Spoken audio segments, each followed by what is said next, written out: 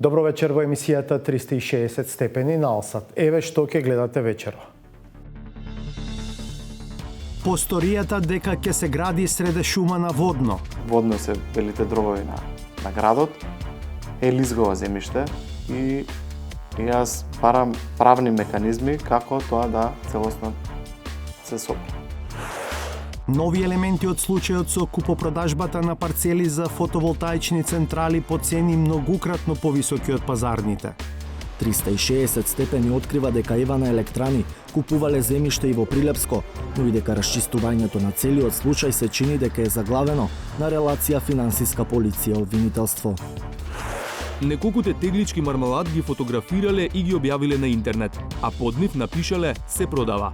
Верувале или не, во првите неколку минути стигнуваат пораки. Сакаме од мармаладот од портокал да го пробаме. Колку чини? Ние во моментот не знаеме нити цена, ниту амбалажа, ништо. Приказната почна. За женското претприемништво во земјава. Година и половина од официјалниот влез во Алијансата. Сепак, НАТО е речиси целосно неискористен пазар од македонските компании. Има многу работи кои што треба во ООТ да се променат и научат. Што се е потребно за пласман на пазарот на НАТО и каде се потфрла? Во здружувањето. Кратко реклами па најавените содржини.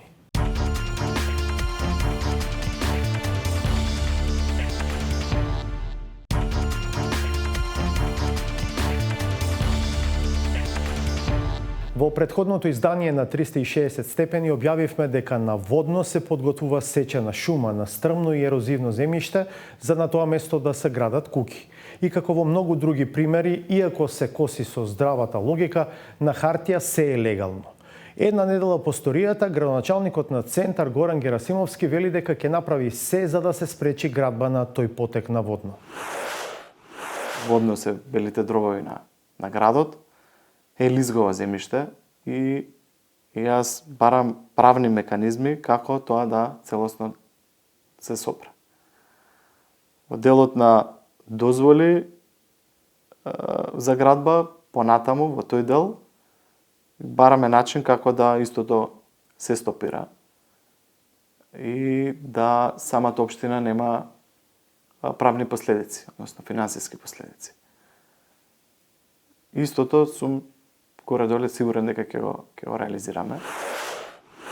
Во интервјуто што ќе го видите подоцна во емисијата, нашата Славица Филиповска го прашува градоначалникот Герасимовски за неофицијалните информации дека во Центар СДСМ ќе прави коалиција со Левица за градбите или најавите за градби кај Бекос, проти Холидеин и кај некогашната Треска.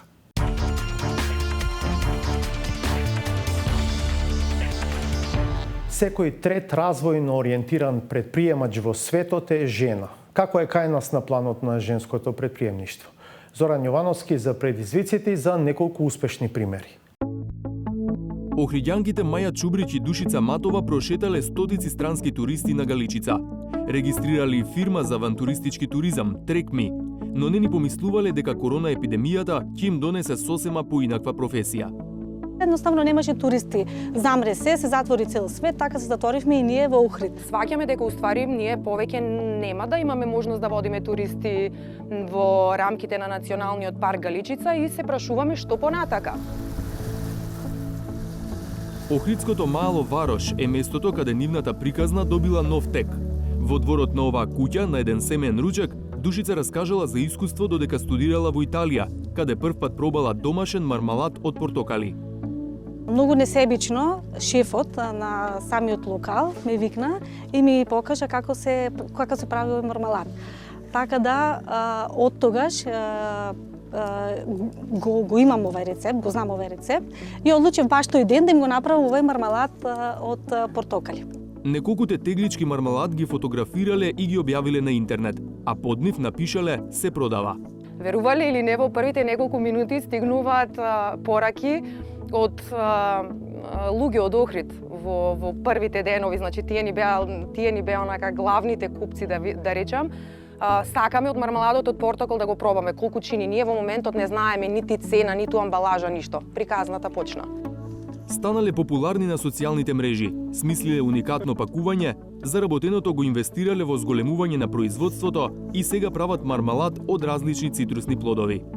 Најпрви беше мармаладот од портокал, после тоа дојде мармаладот од цитрон, па после тоа направивме мешавина цитрон и портокал, па на крај дојде и пекмезот од лимон. Двете се грижат за се: управување, производство, рекламирање. Според нив, за да се развива еден бизнис, потребна е поддршка и од државата. Потребна е да се олабават овие мерки, односно да се олабави таа рамка на одредени услови кои мора да се исполнат од домашни производители. Во ниту еден момент не кажавме дека е тешко, бидејќи мислам дека свативме дека тоа е она кој што ние сакаме да го правиме понатака, па можеби for a lifetime. Како предприемачки сметаат дека жените се многу вешти и дека нема простор за нивна стигматизација околу способностите за водење бизнис.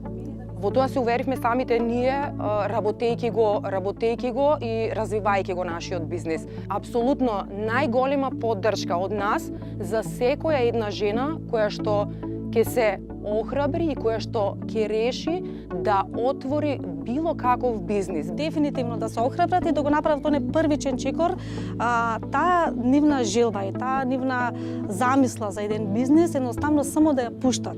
Значи, тоа е главниот чекор во сите нас. Дали се тоа жени, дали се мажи, апсолутно е исто.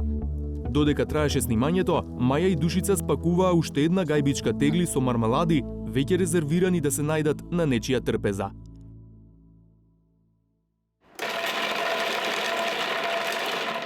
И компанијата Seed of Life од Неготино има 100% женски тим. Вкупно се 5 вработени и произведуваат органски крекери и барови по филозофија на сирова храна. Идејата е на Невенка Димитрова, која што живее во Њујорк и работи како научник во онкологијата и геномиката.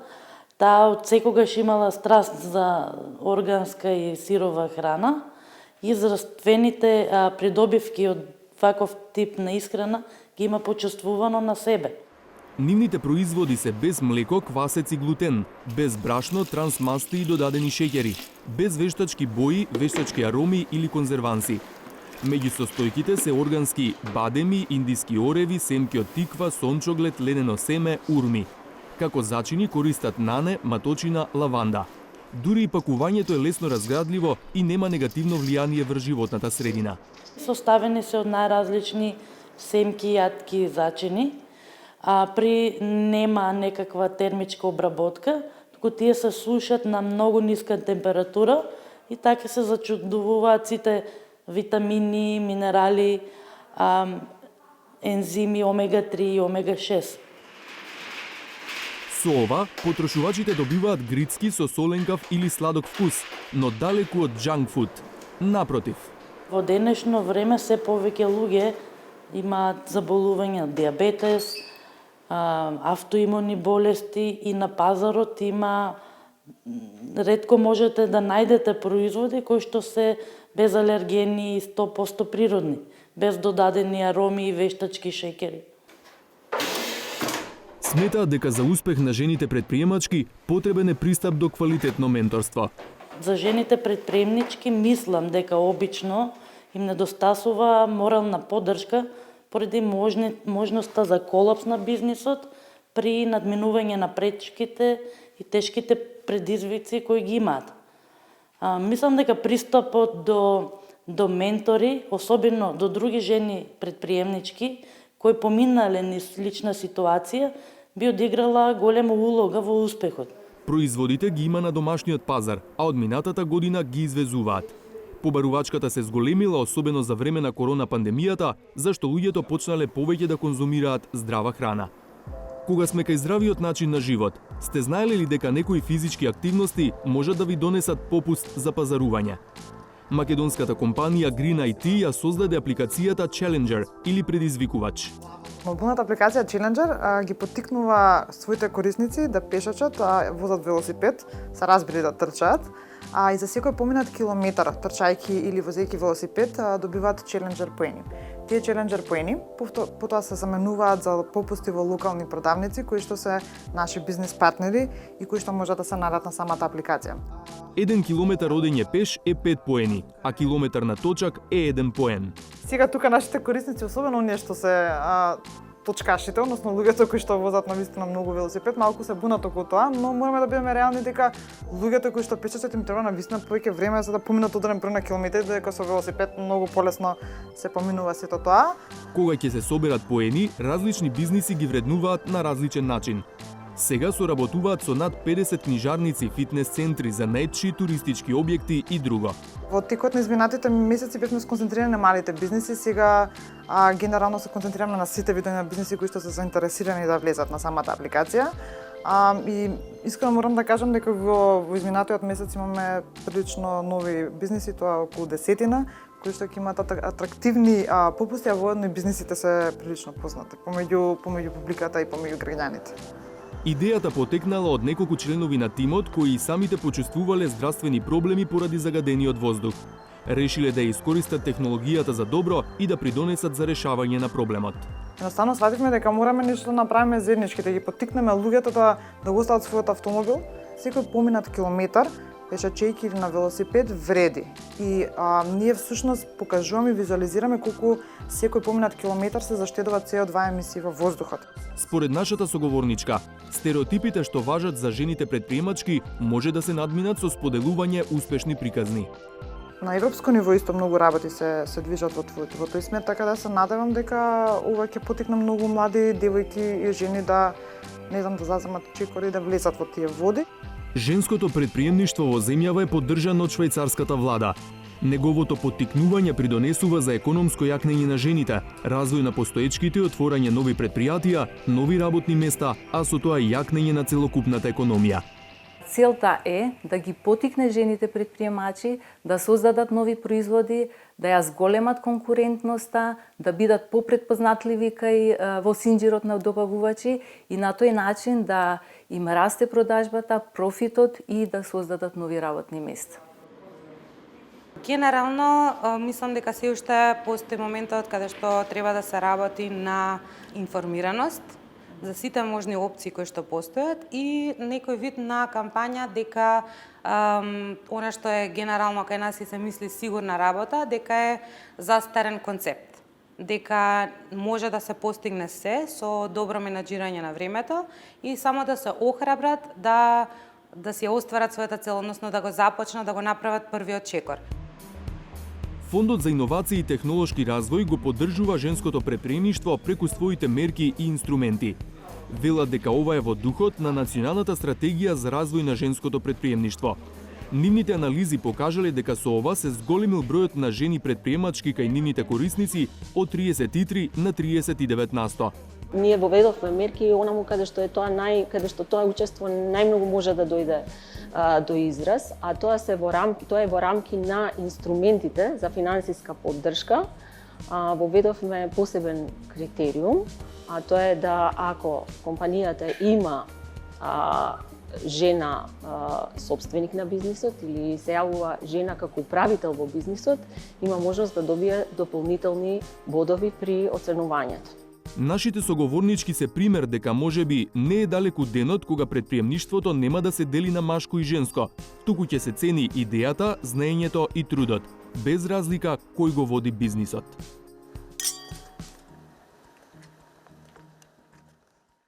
Членството на Северна Македонија во НАТО беше најавувано и како шанса за домашната економија, не само индиректно преку безбедноста што ја носи алијансата, туку и преку директно вклучување на македонски компании во набавките за големата НАТО заедница.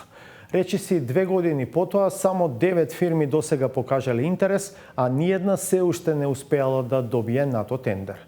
Зошто? Провери Рена Каревска. Македонското знаме доби свое место во седиштето на НАТО во Брисел на крајот на март минатата година. Символичниот чин го означи формалниот влез на земјава во најмоќната воено-политичка алијанса во светот.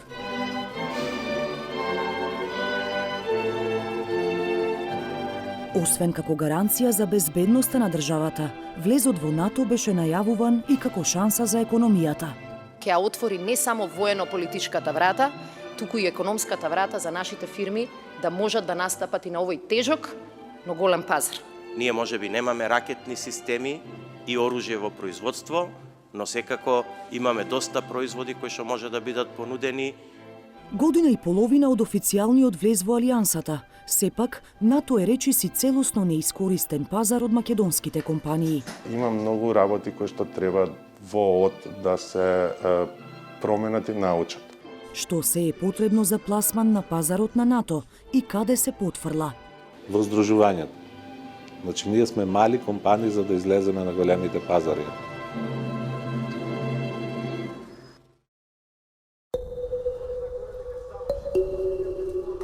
Повеќе од 110.000 јајца дневно излегуваат од фармата на Везе Шари во тетовското селце Требош.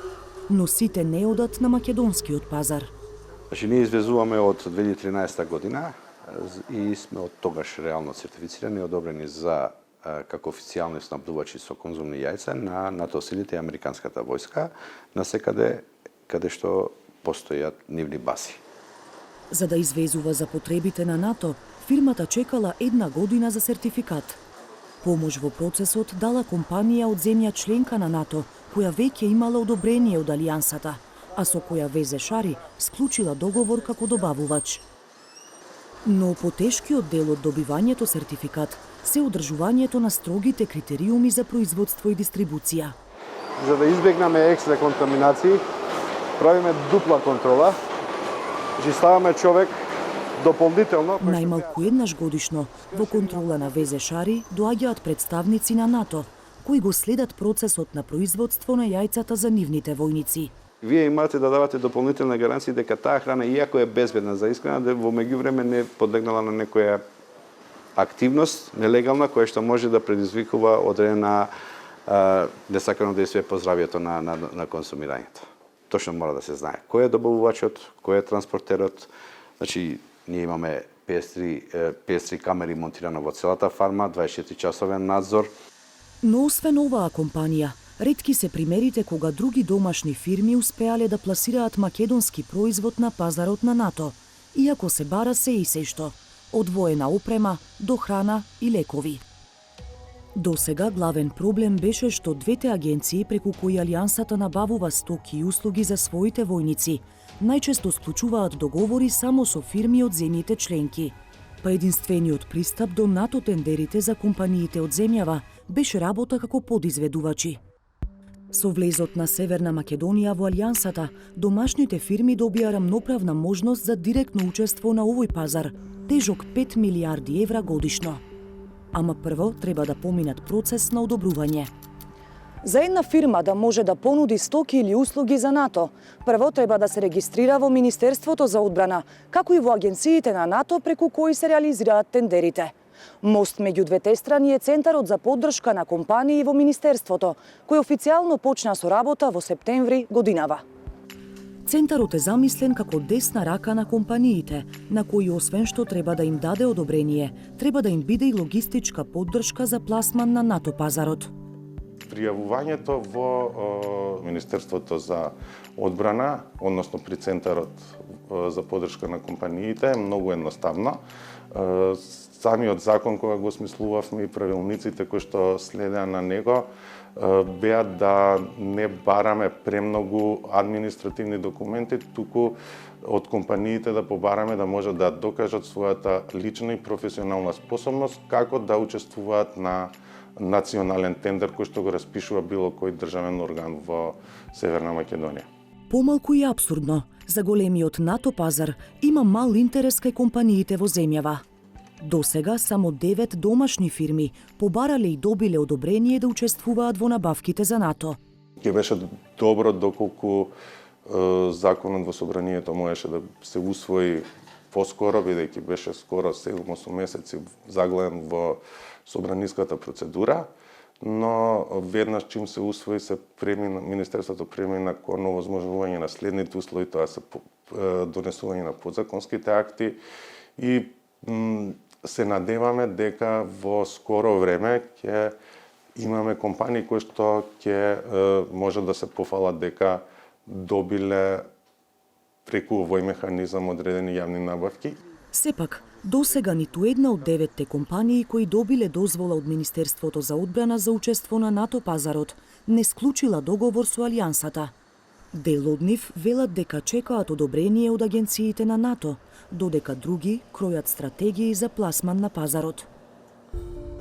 Меѓу тазе сертифицираните компании е Даути Комерц, која се занимава со увоз и извоз на стоки за широка потрошувачка. Тендерите кои се во рамките на нашето пошироко портфолио на компанијата се релативно ретки. Сепак сметаме дека како регистрирана НСПА компанија можеме ќе ни биде олеснет пристапот до тендери на производи одвоени од домен со кои сакаме да го збогатиме нашето портфолио. Компанијата сега е во потрага по добавувачи за воени униформи, за заеднички да настапат на некој од тендерите на НАТО. Но да се стане препознатлив на тој пазар не е лесно. За помалите фирми да им конкурираат на светските гиганти, треба и соработка меѓу компаниите, но и помош од државата. Државата има најголем капацитет да помогне во промоција. Значи, дали ќе почне со промоција за учество заеднички на саимите во регионот и може да се појави како фасилитатор на присуство на македонски компании. Значи, не директно субвензионирање, меѓутоа олеснување во делот на поминување на тие екстра контроли при извоз, при граничен преглед, значи не застанување, не губење на време на транспортот, се бидејќи сето тоа влијае, нели, на крајот и на свежината и на квалитетот на производот и ценовно. Слични ставови дели и Стопанската комора. Според председателот Бранко Азески, клучни се мерки за зголемување на конкурентноста на фирмите и поттикнување на нивно здружување и заеднички настап на големите тендери на НАТО.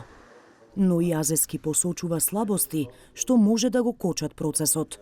Гасификацијата слабо оди, која што може да донесе компаративна предност за нашите компании, ако, да речем, се воведе масовно и тогаш набавката ќе биде во поголема количина, а со тоа ќе се смали цената и ќе станеш конкурентен. Тоа се прашањата на парафискалните давачки, каде што ни одат огромни пари за непланирани трошоци кои што произлегуваат од одлуки на ненадлежни органи да ги задолжуваат фирмите, за чие решавање ние бараме решение во моментов. Меѓу проблемите во законската регулатива кои индиректно ги кочат домашните компании, вели Азески, е и законот за извршување, кој практично им дозволува на општините да не си ги плаќаат долговите кон фирмите и по 10 години и повеќе. Така да фокусирани сме на тие, да им овозможиме и на таков начин, а и со директни стимулации, да е подобрат конкурентната способност и да преку КИФ да се здружат. Дека државната поддршка нема да изостане, уверуваат и од Министерството за одбрана, од каде најавуваат средби со фирмите под покровителство на стопанските комори, на кои би се дала логистичка поддршка за компаниите да го пласираат својот производ во НАТО. Постојаните контакти со компаниите се единствен начин како нив да ги анимираме, да добиеме поголем интерес од самите компании за учество во целиот овој процес, кој што на крај ќе резултира со добивање на набавки за самите компании, нормално од кој што ќе има и бенефит самата држава, бидејќи приливот во компаниите ќе биде во наши компании, на крај на денот и да плаќаат давачки кон државата. За пласман на еден од најпребирливите пазари се потребни промени и во компаниите и во пристапот на државата. Само така од милионскиот колач на НАТО би добиле повеќе од трошки. Продолжуваме да го истражуваме случајот со купопродажбата на парцели за изградба на фотоволтаични централи за потребите на Евана. По примерите од Делчевско и Беровско, слична шема откривме и во Прилепско. И таму цената по која Евана ги купила нивите е 30-40 пати повисока од пазарната. Но како и во некои претходни предмети се чини дека шкрипи комуникацијата на релација финансиска полиција јавно обвинителство. Петар Клинчарски. Минатиот месец, 360 степени дојде до документи за шема во која физички лица купувале или добивале на подарок ниви во Делчевско, за речиси веднаш потоа да ги продадат на Евана Електрани за 40 пати поскапо од пазарната цена. Тешко се доаѓаше и до оние што дарувале, А газдава тука е Германија. а и до оние што му препродавале на Евана. Добивте мејли. Оставете порака по звучниот сигнал. Иста шема потоа откривме и во Берово. Околу месец дали такова нешто. Скоро е. Од онаа страна гледано е. Но таму работата не се завршила до крај. Трансакцијата и купопродажбата не е се уште реализирана? Купопродажбата на парцелите се одвиваше во предизборието и за неа се води предистрага уште пред јавноста да дознае за случајот. 360 степени открива дека Евана Електрани купувале земјиште и во Прилепско, но и дека расчистувањето на целиот случај се чини дека е заглавено на релација финансиска полиција обвинителство.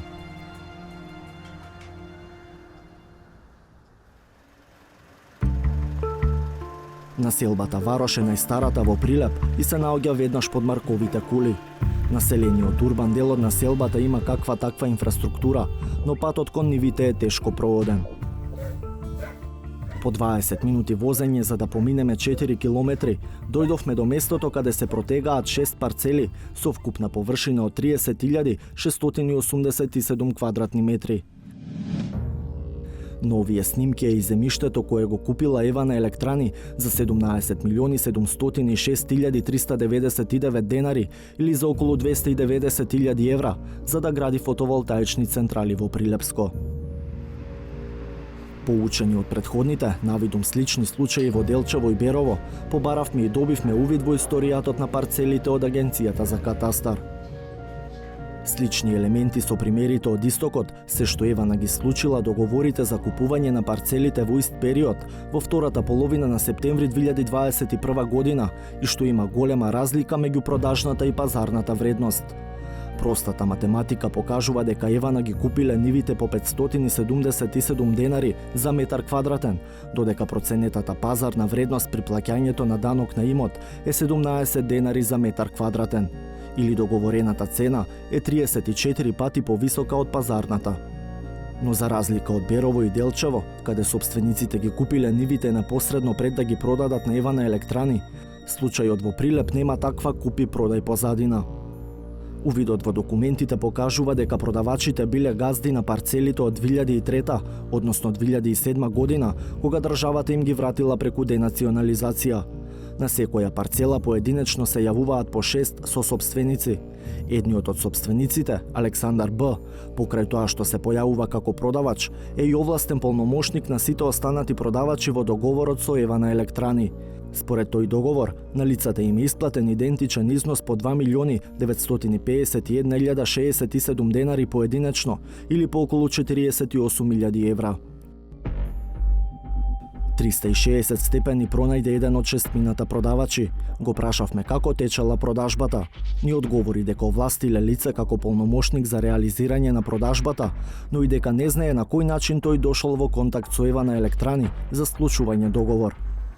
Случајот со купувањето ниви од Евана за фотоволтаични централи стана познат за општата јавност кога во раните часови на денот кога требаше да се гласа недоверба на владата, 11 ноември, пратеникот на ВМРО ДПМН е Јован Јаулески обвини дека финансиската полиција прави претрес кај него дома.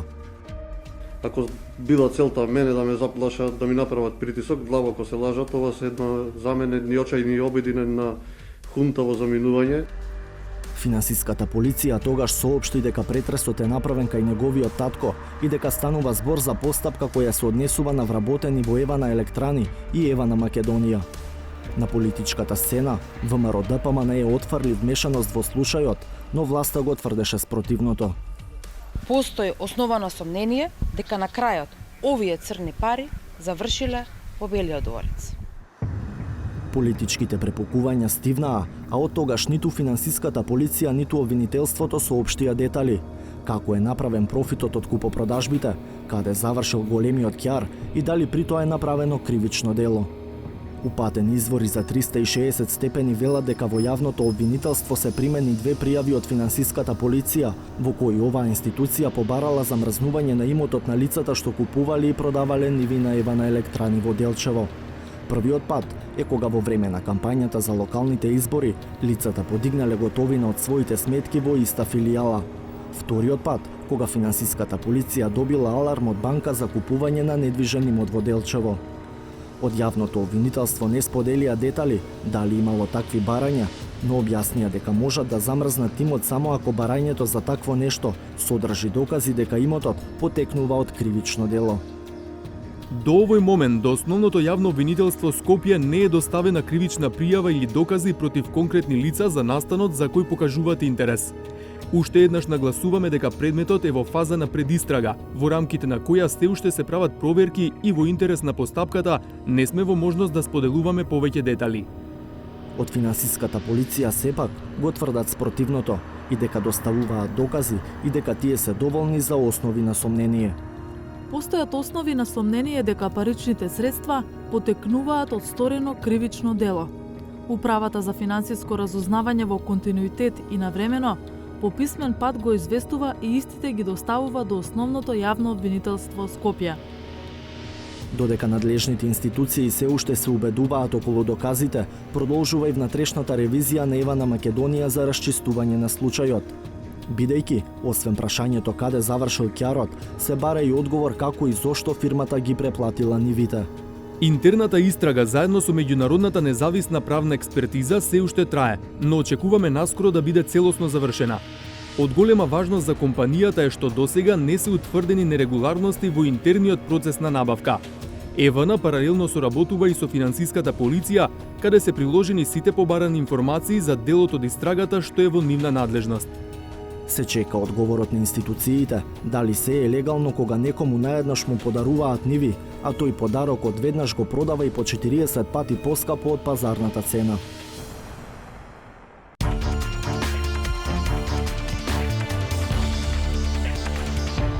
Стигнавме до најавеното интервју со Горан Герасимовски, градоначалник на општина Центар, во која за неколку пред се градежно-урбанистички точки има силен интерес на јавноста.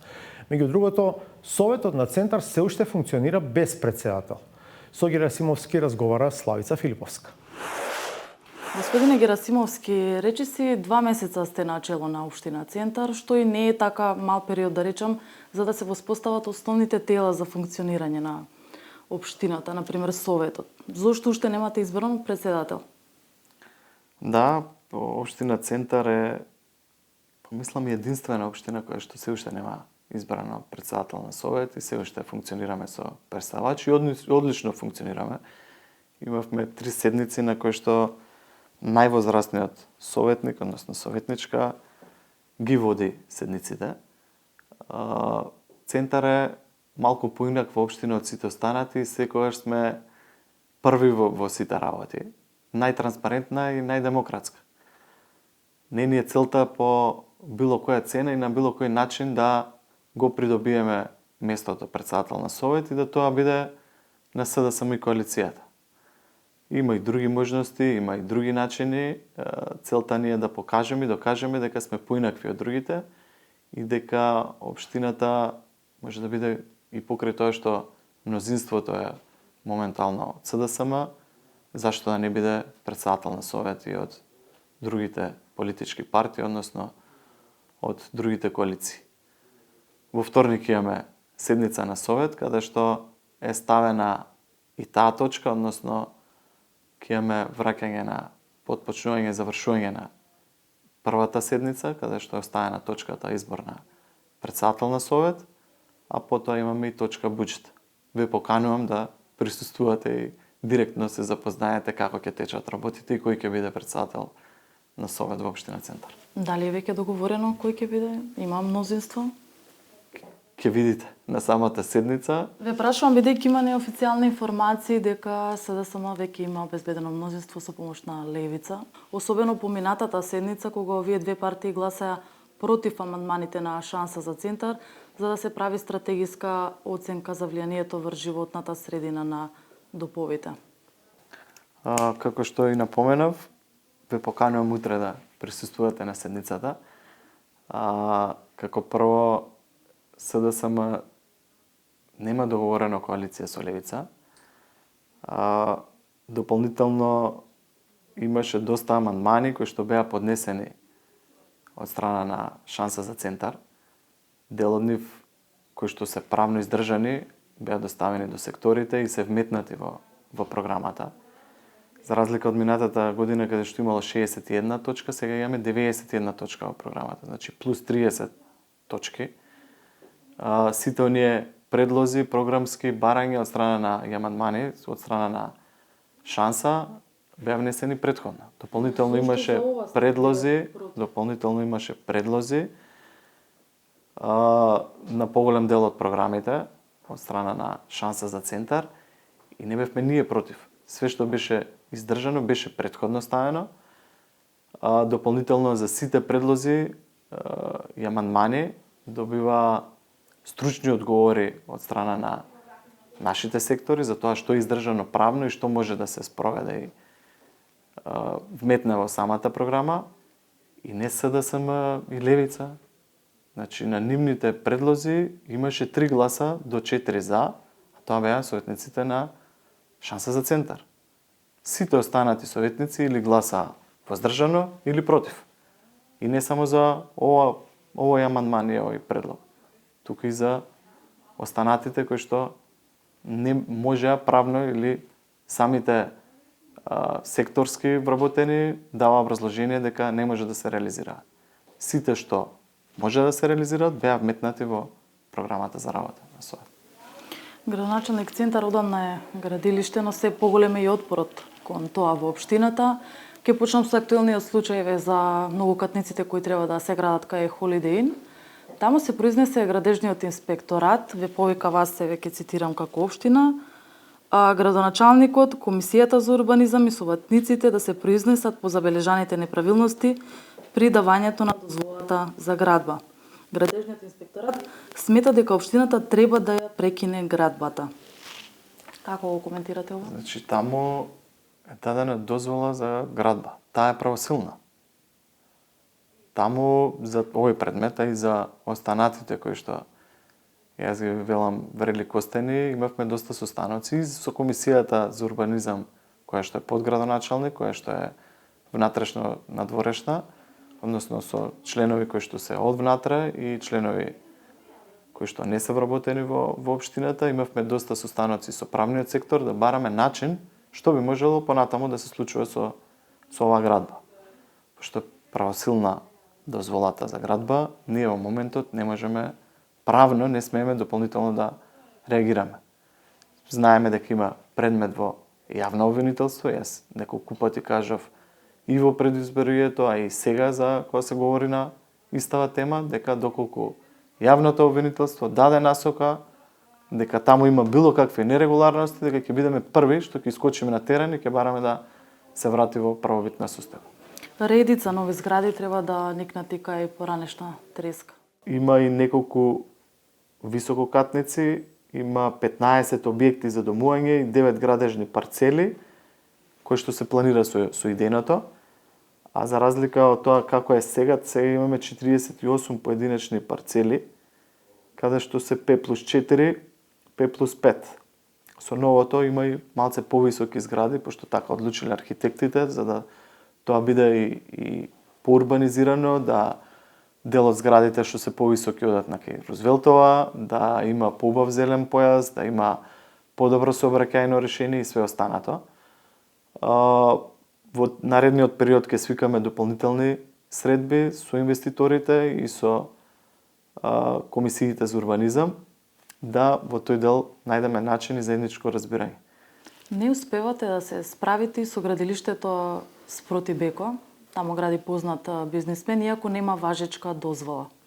Зошто го дозволувате тоа?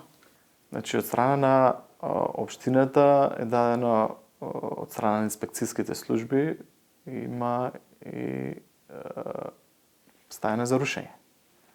Не можеме да рушиме во моментов, поради тоа што истото е во јавното обвинителство. Ако бараме начини како да го стопираме, начинот да се произнесат институциите. Таму има решение за рушење, но има претходно решение каде што за дооформување и слично, но на тоа што се гради е малце погабаритно од тоа што претходно било, како што ги видов документите. и е давано на второстепена, па враќано назад, сега моментал во обвинителство, по нивно произнесување ќе постапи општината. На делот водно, како што објавивме, веќе е издадена една дозвола за градба од вашиот претходник, а сега во процедура во вашиот мандат е уште една.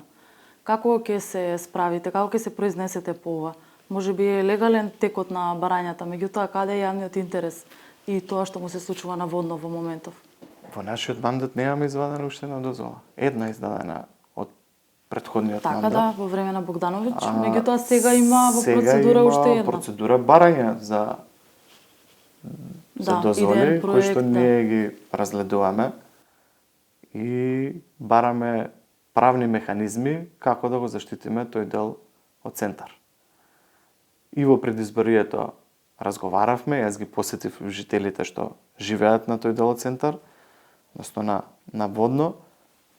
Мене ми е чудно зашто таму немало никогаш мораториум. Знаеме каков е пределот, зашто никогаш не се барале суспензии, зашто се доставувале дозволи, искрено. И не само за ова, и за други дозволи за згради кои што се одобрувале во тој дел од центар, поради тоа што таму е водно се белите дробови на градот, е лизгово земјиште и јас барам правни механизми како тоа да целосно се сопре. Во делот на дозволи за градба, понатаму во тој дел, бараме начин како да истото се стопира и да самата општина нема правни последици, односно финансиски последици. Истото сум горе-доле сигурен дека ќе го реализираме. Сакате да кажете дека можно е да се изнајдат правни механизми да ги стопирате понатамошните градби на тој дел од водно? Во овој дел каде што е дадена дозвола и таа е правосилна, ќе разгледаме начини како тоа да понатаму продолжи. Таму може утре собственикот да си го затвори приватно земјиште, има добиено и дозвола и правосилност. За самата таа парцела ќе поразговараме со една поголема средба со жителите и со инвеститорот, а за другите понатаму ќе се борам и ќе давам све од себе да тоа не продолжи. Дали ќе се чувствувате одговорен при евентуална хаварија на тој потек на водно, бидејќи се работи за ерозивно подрачје? Значи, бараме начини како да ги стопираме сите. И тоа да биде правно издржано и да нема последици врз општината. Јас се согласувам со жителите, затоа дополнително ќе направиме средба каде што ќе поразговараме што понатаму и како ќе течат сите работи. Дали сте подготвени да преземете радикален чекор и да останете запаметен како градоначелник кој директно се спротивставил на нехуманото градење во општината?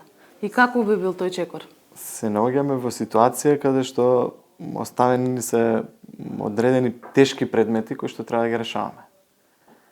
Спремен сум да све што можеме да спасиме во дел на јавен интерес и јавно добро и да стопираме некоја градба, да го реализирам тоа.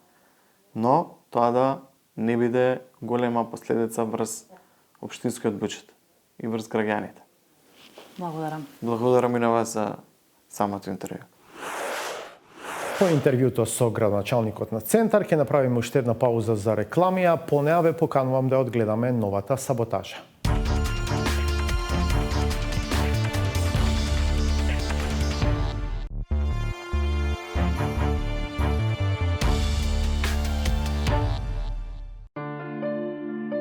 Јавното предпријатие за државни патиштите да сака да има примат во зимската туристичка сезона и Соколарци, да и конкурира на Планица. Додеше таму има леталница, но нема да биде изненадување ако уште малку повеќе се потрудат да ја достигнат и таа цел и да го вбројат ова екзотично место на светската скијачка карта. Мислиме ние дека тоа не е надвожник, тоа е скокалница за зимно време.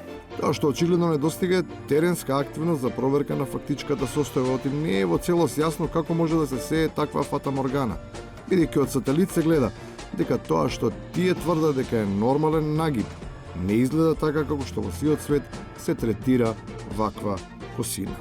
Затоа никогаш не смее да се изуми последната обврска. Сите што прават контрола, сите е убаво да се прават. Секоја контрола е убава, синко. Убаво и да се работи, да се чисти, но никако не смее да се заборави од толку напорната програма. Како тоа да се презентира, бидејќи е залудно ако само по фалбата изгледа толку несмасно, што јавноста се здобива со сосема спротивен впечаток од очекуваниот. Во изминатиот период подигнавме повеќе од 16 диви депонии на територијата на општина Газивалат. Тоа што недостига е всушност прецизност, за неа е потребно користење на традиционални источни ритуали, за коите постојат јасни сведоштва дека помагаат, иако делува малку канибалистички, но што ме од помош, тогаш веројатно и треба да се проба. Луѓе ми тука што ми кажуваат, очевидци, се бајле, станам веќе изеднаме на јапонка, после тоа сум цел ден фит. Фит секогаш ќе бидат свештеникот и клисарот во Облешево, но нивниот план да останат во форма ќе пропадне ако директорката и градоначалникот кој го прозиваат навистина им одговорот на барањето. Можеби нема да бидат фит, ама веќе нема да им фали ниту тоа за што постојано се жалат. Идеме кај директорката не презима мерки, вика само вика ти и попо барате, вика у цело село, вика на вас вика се нешто фале. Што ни фале на нас? Ѓубрето да се оберете тука, она не го собира ѓубрето. До ден денеска никој не презема никакви мерки тука во оваа црква. Едино ја и попо што преземе мерки тука. И на крајот, кога работата е навистина да се крстиш. Инаку коментарот на градоначалникот Трајковски на неговиот Facebook профил беше проследен со песничката Дувни ветре развигорче, упатен кон председателот на ВМРО ДПМН Христијан Мицковски. На возрастни луѓе не им доликуваат детски досетки, особено ако тие треба да даваат пример и да бидат за углед. Не само затоа што од играчка секогаш станува плачка, туку затоа што се многу демоде. Завршува уште едно издание на емисијата 360 степени. Повторно ќе се видиме в петок од 22. Останете на Алсат и погледнете ги и вестите по неколку минути.